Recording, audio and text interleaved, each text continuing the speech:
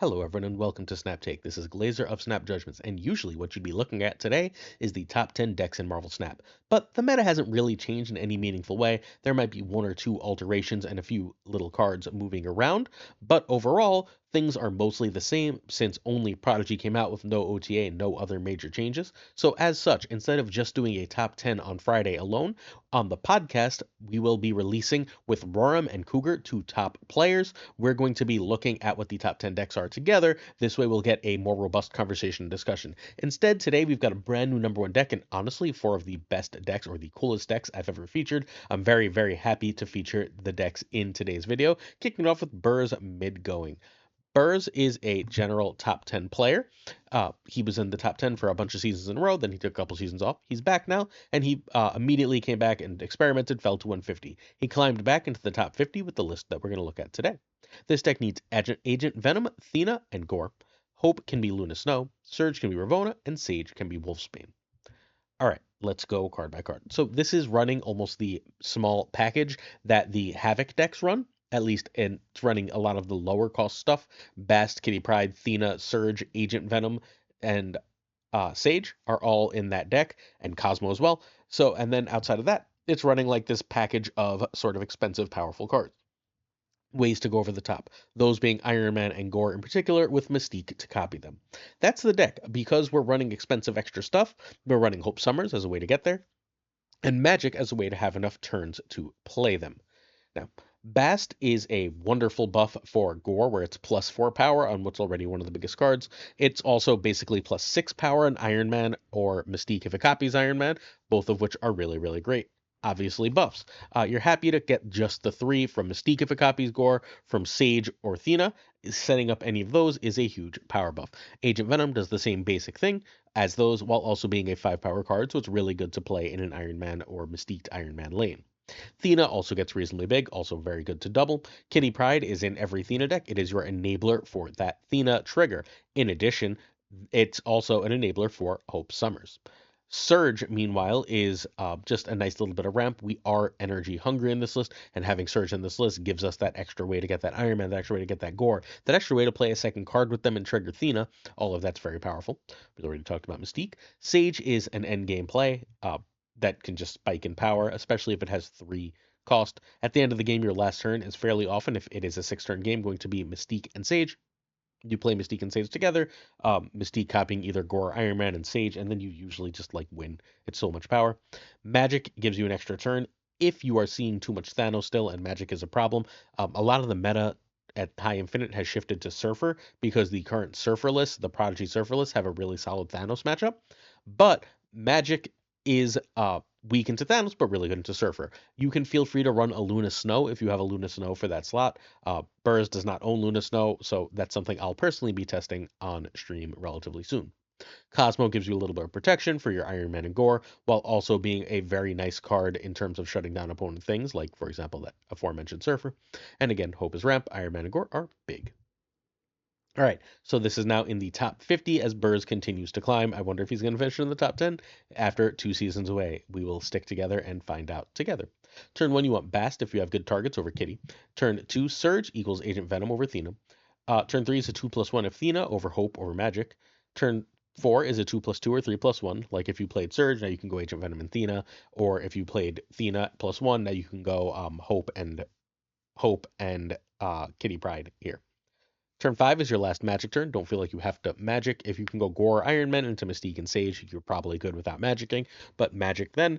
If you can get Gore out and you think Gore is safe, or Iron Man out and you think Iron Man is safe on turn 5, that is a snap condition. And then turn 6, Mystique and Sage, or Mystique and Cosmo. This list is a beaut, comboing the small Agent Venom package with the big ongoing power is still a winning thing to do, and Surge has made that combo even better. Props to Burrs for coming up with it. We're going to get to the number 1 deck in the meta shortly, but first hit that sub, like, and comment if you're willing to, as we bring you 7 days of videos on this channel. We have a video every single day with exclusive decks you cannot find anywhere else. In fact, no one else has the number 1 deck right now. So let's get ready and get to it momentarily. Hit that sub. But one last thing to say, I think 2 last things to say, I might be lying.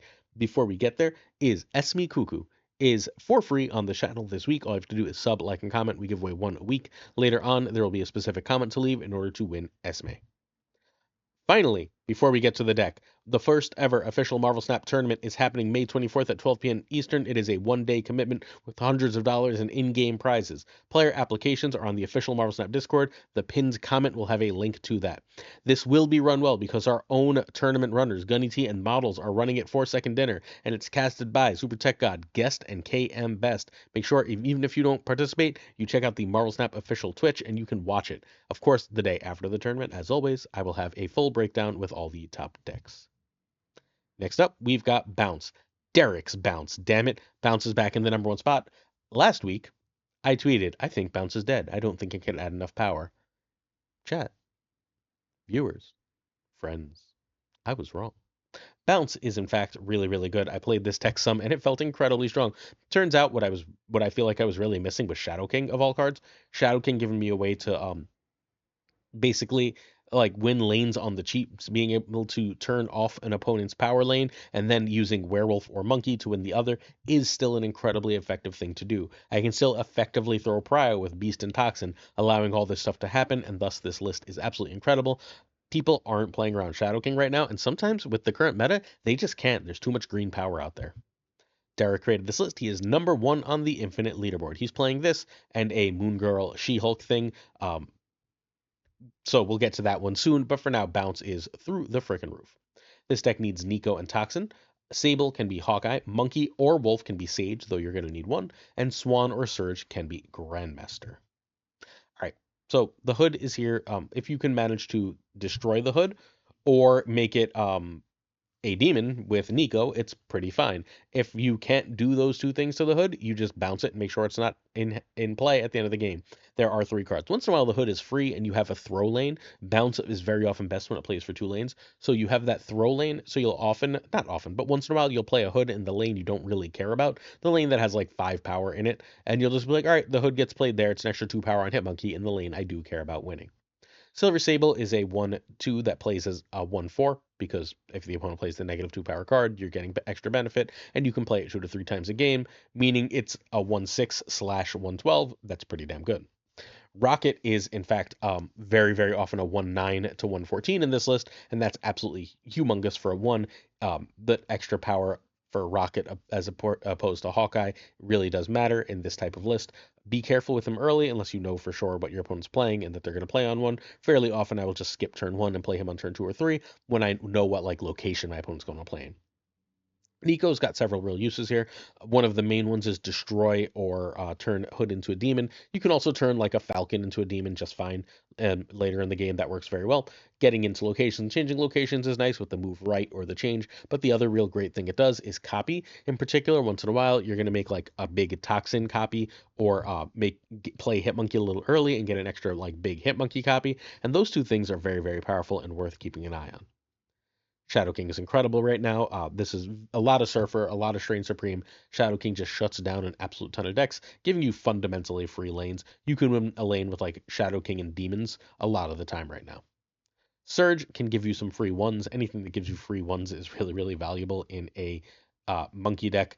So that those are cards you can play for free without having to worry about Beast or Black Swan. But the other thing it does, even if you end up getting like a Shadow King, I ended up hitting a late Werewolf. It helps things fit into curve along the game, and that is extremely valuable. Toxin's a 2/8 now, and that's just decent stats. Having a 2/8 in this deck is just a strong thing to do, right? You sit there with the 2/8 and like you're just like, all right, that lane now has at least some competition in it. Don't be afraid to Shadow King off that 2/8, as the case may be, and play Demons on top of it if that's where your opponent commits, but it is still a very powerful ability. Swan means you can play all the ones late, which means multiple demons ideally, Sable, Rocket, and Nico, sometimes Hood, which is going to make your monkey big enough.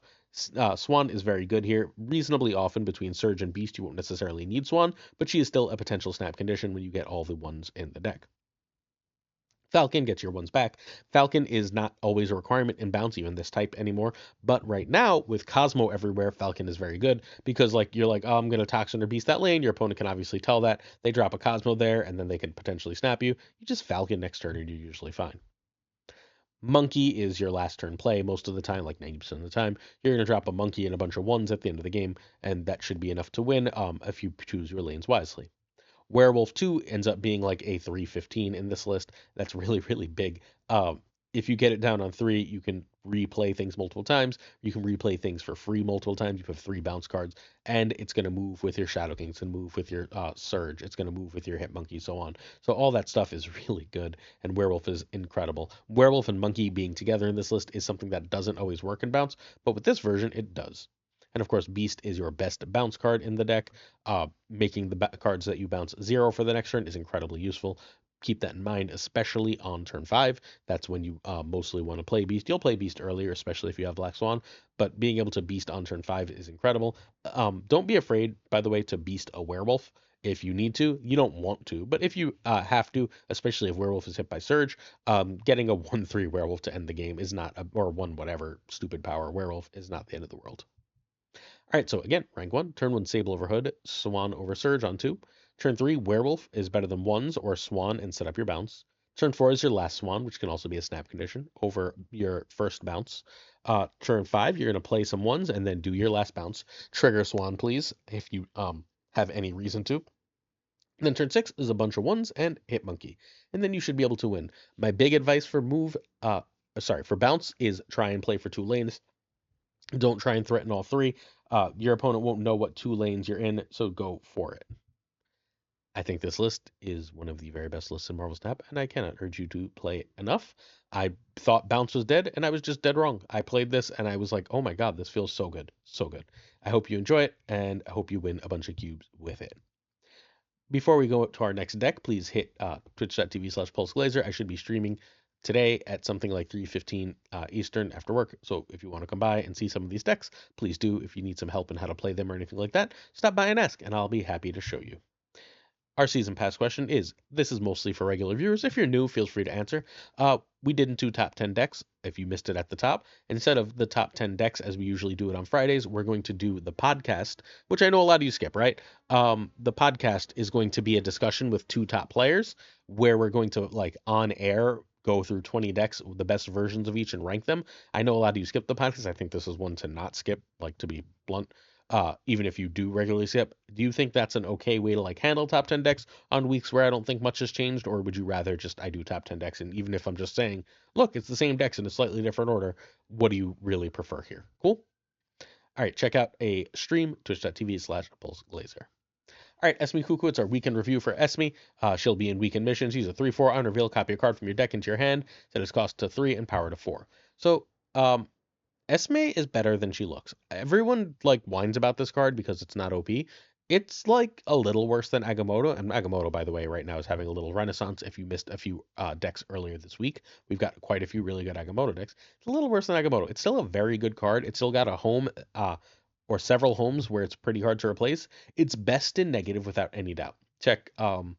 We've covered that negative deck several times at this point. I'm sure it'll make the top 10 decks at some point. It'll be in our discussion at least. But it's got other homes, and it's a good card. Is it amazing and broken? No, I don't think so. And because of that, I honestly wouldn't be shocked if they buffed it just because they want season pass cards to be in the meta, largely because they seem to be running the game largely on a subscription model where like they want as many people as possible to feel like they must spend that $10 a month. But even as is, I think she's a very, very good card who a lot of people are very badly underrating. I think she is definitely worth buying as a card, even without all the other resources you get. We're going to look at Philly's Firehawk deck as our Esme deck for today. This one is trying to take advantage of basically having, it's like it really wants a 3/4 Darkhawk, right? But you're not like sad to get a 3/4 kind of anything, like a Rock Slide, Absorbment, and so on. It lets you combo things off at the end of the game with Juggernaut, and that's a lot of power for a deck like this. This is from our friend Philly Racco. He does all the shorts on the video if you're wondering who's playing in a lot of those shorts, unless they came from my stream, they're Philly. He's also a top tournament player. This deck needs Darkhawk, Surge, Cassandra, and Esme. Anti-Venom can perhaps be Sarah. I'd also might try and stick like a Mystique and an extra ongoing in here, but I'm not sure yet. This has felt really good in a few games that I played, and Philly has taken it and won a lot of games. He's sort of farming Thanos with it. Korg puts rocks in the deck. All right, Korg, Rock Slide, and Darkhawk all go together, right? 2 cards put rocks in the deck, 1 card triggers off having more cards in the deck. The power of this deck is often hidden in that when your opponent draws rocks, have you ever played against Subterranean and like realized how frustrating it is as you're drawing rocks? And you're just like, I can't see the cards I want. That's what Rock Slide and Korg do, while also giving you a 5, like 13 in power in the process. That combination is obviously very, very strong. Zabu here gives you the Absorb Man, Rock Slide, and Anti-Venom for cheaper. Anti-Venom or Rock Slide on 3 are incredibly, incredibly strong, potentially even snap conditions. But even outside of those, the other thing they do is like a Juggernaut and Absorbing Man at the end of the game, right? Or an Anti-Venom on 3, Absorb Man on 4, or after you play Darkhawk, now you can play Rock Slide and Juggernaut. Those kind of things are incredibly powerful. Getting those 4s to 3 means a lot. Surge lets you play a bunch of stuff cheaper, and that's just really good. You'll play almost anything it hits almost any time it hits it, but don't feel like you're forced into Cassandra Nova on 3. Sometimes Korg and Cassandra on 4 is very strong. Cassandra also goes very, very well with Absorbment and is made bigger by Korg and Rockslide. Like, usually Cassandra's a terrible late game play, but with Rockslide, it's not nearly so bad. The other thing that Cassandra Nova's really nice in is Thanos, where it's at like 3/9 immediately. Rogue is here because, I don't know, I'm seeing a ton of Iron Man. I think Rogue is actually really, really good right now as this way to steal cubes. There's a lot of Iron Man, right? There's a lot of Affliction. There's a lot of stuff floating around where if you hit Rogue the right card, you just sort of auto win the game. A lot of times this can be a 50-50, but that's still pretty good odds in terms of winning Marvel Snap games, and you should take it and stick around and sometimes even snap it. Cosmo protects your stuff, largely Darkhawk, but also it really messes up end of game stuff for decks like Silver Surfer.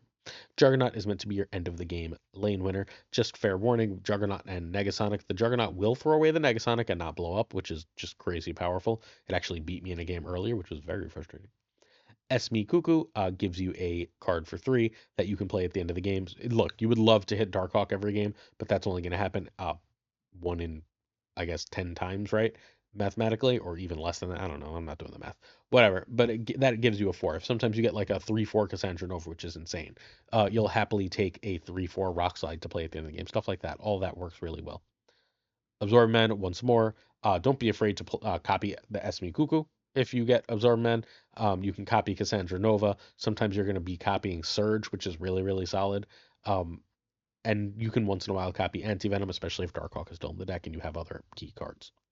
Rocks like we talked about. Anti-Venom gives you free stuff to play. Anti-Venom can mess up your power here, but not by too much. The only, like, nothing here has, like, huge base power.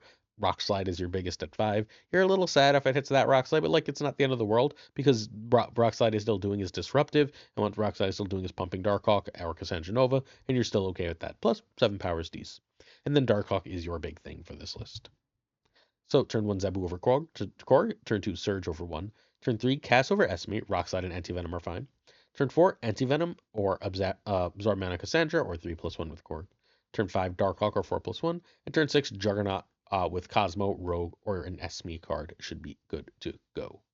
Again, also don't forget Absorb Man on Esme as well. Very powerful stuff.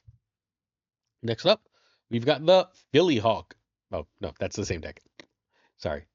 This is Philly's Hawk deck. We've got one more deck, but we got to talk about Prodigy first. But before we get there, please check out our friend Obehaved. Obehaved is giving away $220 in prizes this season with Marbles Snap Season 2. All you have to do is go check out his stream, twitch.tv/Obehaved, and you can enter by winning a race. There's marbles races during ad breaks, beginning and end of stream. You can subscribe, you can gift subs, or you can just submit clips completely free. Exclamation point clip on his channel. All of those are extra entries to win a bunch of free stuff on his channel. Please check out our friend Obehaved, twitch.tv/Obehaved. He's working really hard on his stream, and it's a great time. Next up, we got Prodigy. I think Prodigy's great. I don't know how else to put it. It's not as good as Surge, because Surge just fits in everything. This feels a little bit like the Scream, and a much smaller scale. But much smaller scale. I'm not saying they're as good, but this feels a little bit like the Scream Sam Wilson debate. Surge is nowhere near as good as Sam Wilson, especially as good as Sam Wilson has been. But Sam Wilson goes in a ton of decks. Scream wins a ton in the decks that she goes in. Prodigy is nowhere on the same planet as Scream, who's arguably the best card in the game, or Sam Wilson is arguably the best card in the game, as those things go, right? Surge is not on that level. Prodigy is not on that level, but it feels very similar in terms of their power levels, where Prodigy is just a really strong card. If you haven't tried it in Surfer, if you haven't tried it in a bunch of different lists, it is incredibly strong. We're going to look at another list. We did a whole video yesterday afternoon with like 8 or 9 different Prodigy lists because I think this card sort of kicks ass, and I think people are really sleeping on to how many different ways it can be used. It's now like in Scream decks. It's one of the best cards in Scream decks. It's really good. We're going to look at a lovely, simple Victoria hand list from our friend NotMyDance. This is NotMyDance's Victoria hand list, and it is sort of going all in on the I make extra cards thing as a way to grab extra power. It uses Collector for that. This feels a little bit like an old Loki deck, especially if you get Quinjet out. If you get those cards out, you get them cheap, you get them buffed, and then you should be able to win games. It's really cool. Props to Dance for a very cool build. You can find Dance at twitch.tv/notmydance. You never would have guessed, right? This deck needs Victoria Hand and Frigga. Prodigy can be Moonstone. I think Prodigy is actually better than Moonstone here by a fair amount. Kahori can be Galacta. Kahori is significantly better than Galacta in this list. So we've got two cards that might be considered worse overall that are very, very much better for this specific list. Surge and Kate are good here, but Mirage, Iron Patriot, Valentina are all fine replacements. All right, Quinjet makes stuff cheap in this list. Don't be afraid to Prodigy Quinjet, especially if you're going to Moon Girl. Quinjet alone, though, makes your Snow Guard cards cheaper, can further discount your Frigga card, and further discount your Moon Girl cards. Again, if you can Prodigy, and you hit like Kahori or something with Moon Girl, you're just like double Kahori at the end of the game is stupid power. Just like crazy, crazy power. Snow Guard gives you some answer to all the magic out there, while also messing up location stuff, and also having some cards that both buff Collector and Victoria Hand. You're only running 2/4s, but Zabu is really good, especially if you end up moongirling Kahori. That Zabu is extra value. Outside of that, whatever. It's not like amazing, but Zabu is pretty damn good here. Zabu might be the first card I'd look to cut here, but I think it's good enough to keep for now. Surge, again, further discount stuff, and you can play most of your deck on curve. Basically, outside of Prodigy and Kahori, you can play most of your deck on curve and keep that Surge going, which is very nice. Collector gets huge. You have Snowguard, Kate, Moon Girl, and Frigga to buff your Collector, all of which are absolutely great. Don't be afraid to Prodigy that if you have a bunch of extra things to make too. Hawkeye makes two things. Gives you a little bit better of your Prodigy targeting. You throw a grapple arrow into one lane, and then you throw Prodigy, and all of a sudden you can even move that Prodigy wherever you want it to. The card you'd most like it to hit outside of Quinjet, however, is Victoria Hand. Doubling Victoria Hand is one of the more powerful things you can do, giving +4 to all your generated cards. Luke Cage is here just because there's enough bullshit around that Luke Cage stops, enough Affliction stuff. Otherwise, this just dies to Affliction. If you're still playing in a very heavy Thanos meta, perhaps you would like to consider Mobius for that spot. From there, we go to Frigga, who again really wants to copy Victoria Hand, but don't be afraid to copy plenty of other things. Copying a Surge, especially when it's hit by Frigga, copying a Prodigy once it's already taken effect, all that kind of stuff is really, really strong. Copying Kahori, especially if discounted. Again, Frigga is very good. Prodigy, we talked about already as we went. Moon Girl to double a whole bunch of different cards, obviously. In particular, copying Victoria Hand or copying just general stuff with Quinjet out is very good. And then Kahori, because your hand should be freaking huge. You've got a ton of card generation, just as like a 4/12, which is a lot of power. This is a 64% in 22 games, plus 21 cubes. Quinjet over Zabu over Snowguard. Turn 2, Victoria Hand over Collector over Surge over Kate. Turn 3, Frigga for Hand or Collector +1. Turn 4, Moon Girl over Kahori. Turn 5, Moon Girl or Prodigy on hand over Kahori in 1 or Frigga in hand, or if you haven't generated stuff somehow, generate. And then turn 6, you drop everything you can for as many points as you can, and then you usually win. Huge, huge, huge props to NotMyDance for this very, very cool list, which is going to finish up our video. Don't forget to check out stream tonight at 3:15. Also, check out, if you're around at night, the stream team, because tonight, Tucker, the Pirate King, will be on between 10 and 11 playing these very decks. We'll also, of course, have a video for you here tomorrow on the channel, and I should be streaming at some point tomorrow during the day. Please do check out patreon.com/snapjudgments if you'd like to throw some more support behind the channel. We have nice, simple, cheap $2 tiers, which is less than 3 cents a video to support us, considering all the videos we do. I think it's actually 2 cents at this point, but patreon.com/snapjudgments if you're interested in supporting the channel further. Thank you to our great, great Patreon. Certain tiers of support come with on-air thanks. Bricks to Click is our patron of the month. We've also got Abigail Gieslin, Mandatory Burnout, It Regardless, LAB, I Am Frostman, I skipped ink, sorry, it was Invisible Ink, Hota Neverete, Thinking Poker, Prime Ryan, Ryan Burke, and Ryan Wood, along with Renwrench, Caretix Lee, Koirei, Kazushi, Archangel 3K, Black Dahlia, Perifrost, The Goat Seeker, Code, Hallowed, Only Fox, Synth, Fat Nick, Absolute Shannon, Nightmare, Dirty Casual, Mr. Kerfuffle, Cables, Ginger Prime, Philip Brakovich, Haplo, Candy, Loggins of the Danger Zone, The Bizza, Black Jeebus 23, and X-Force V, and Skippy G. Jessica Gamble, Mr. Slush Death, The King of Bros, Bro, The Great Gazoo, Werewolf, Kevsey Hoda, Lona Crest Clam, Colonel Forbin, Rob Silverman, M. Holland, David G. Wingfield, Stephen, Brian Kaufman, Tristan H. Martin, Jason B., Mr. Craig Sterry, Matt V., Corey, Corwin, John Q, and Jim McHugh, You Stout 8 Sage, One Big Man, Bookman for Reals, Cactus Jack, Reapser, BG, Quid Pro Joe, Snapchat, Scissors Joe, D. Carlo, check him out on Twitch, please. Models, Mod Supreme, running that tournament. Bickety Boom Bot, Green Goblin. Hey, Goblin, Unibot. I haven't watched your YouTube yet, but I'm going to, my friend. Flan56, The Fuzzy Lump, Spectrumix, Hoot, Ocularis, Matt H, DJ, Mikey Hijinks, No Frickin' Flex, Nikki the Greek Geek. What's up, Nick? Toxic Soul King. What's up, Toxie? Check both those out on Twitch, please. Zodrex, the King of Canada. Check both of those players out on Twitch. Zodrex has a 74 on his name. Den Matt Falcon. Den Matt, check him out on YouTube. Fothor Newman, YouTube and Twitch, and he's killing it lately. Go check him out. Two Ties. Oops, I forgot. Jonesy's Triple Threat, y'all. Triple Threat on YouTube. Two Ties. The Great Lord F. Snap on this podcast. The Pirate King, Tucker, Twitch, and YouTube. And of course, Gunny T, where the T stands for. Don't forget to sign up to that tournament and check back tomorrow. One of the great players of all time, Marvel Snap, is back, and we will share his deck. I'll see you then for that and plenty more stuff. Much love. Peace.